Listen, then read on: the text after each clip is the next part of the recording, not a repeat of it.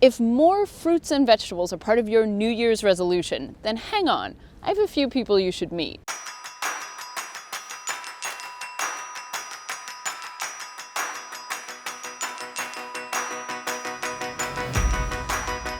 I'm Nicole Jolly, this is True Food TV. Most of the fruits and vegetables grown in this country are picked by hand. Apples, oranges, blueberries, cauliflower, peppers, garlic, pumpkins, asparagus, avocados, I could go on.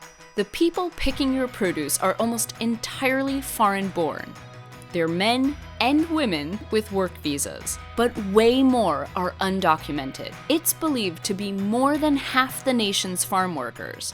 You may already know that, but here's what you may not. The immigrant workforce we rely on to pick $57 billion worth of fruits and vegetables each year, it's disappearing at an alarming rate. See, our agricultural system shaped itself around a cyclical pattern of immigration. When the border was easier to cross, farm workers would come up for the harvest season and return to their families. American farm owners grew to depend on this cycle.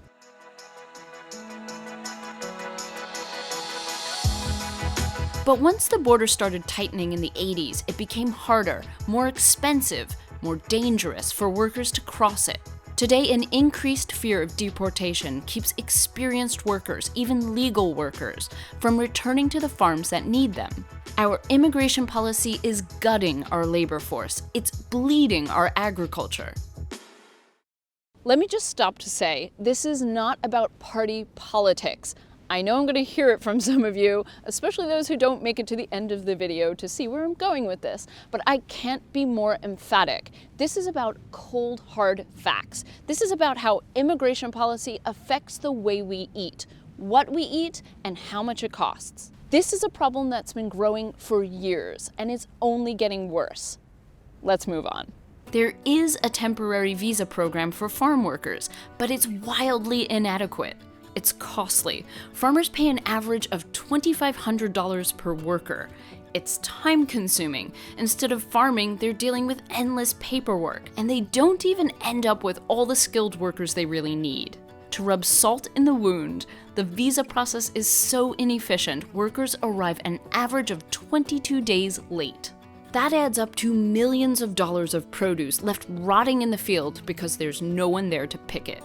The American Farm Bureau estimates that if our immigration policy remains unchanged, we'll end up driving our food prices up while driving our fruit and vegetable production down, as much as 60% in the next 5 years. That's great news for other countries around the world, because America will be forced to import more fruits and vegetables as the demand for them continues to rise. So with 6 million Americans unemployed, where are all the Americans to do this work?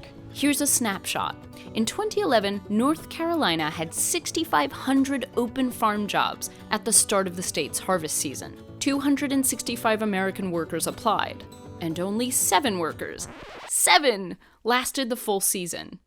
What the heck happened? Well, I've got some first-hand insight here.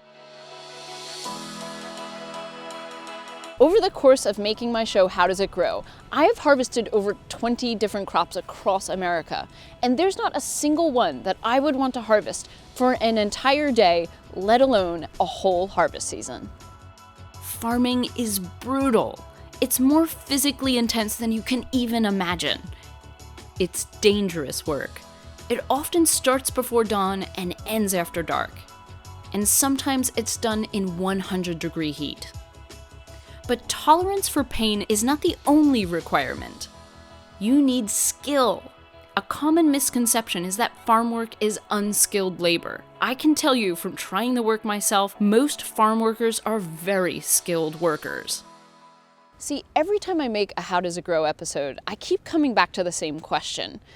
Who in their right mind would leave their home, leave their families, to sign up for such back-breaking work in a country that's not exactly welcoming to them?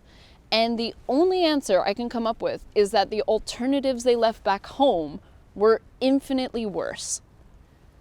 Just let that sink in. So what do we need to do? Well, if we want to continue eating the way we do, we need to embrace our foreign-born workforce, and not just as an idea. What you can do right now is hit that share button so your friends, your family, anyone who's used the word immigrant as a dirty word can connect the dots as we've just done here.